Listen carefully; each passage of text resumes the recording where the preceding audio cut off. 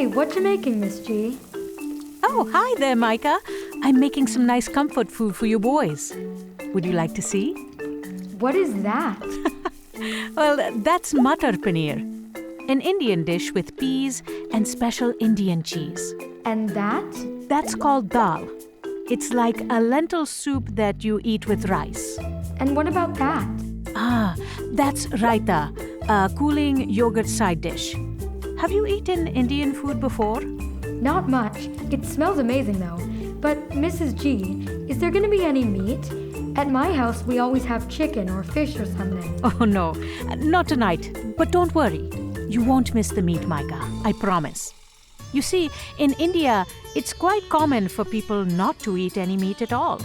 Is everyone in India vegetarian? No, not everybody. Our family eats meat from time to time, but most of the time, I forget about it.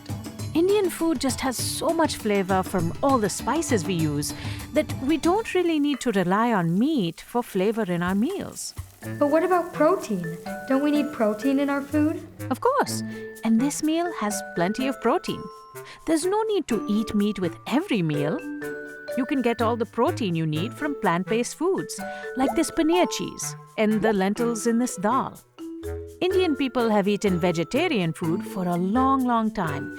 Even though many Indians do not eat meat, many people limit their meat intake. For example, there are families who call themselves weekday vegetarians, or they only eat meat every second day. Can I try some? Of course. Wow, if I could eat like that, I'd be a weekday vegetarian for sure. Glad you like it, Micah. Go call the others for me, okay?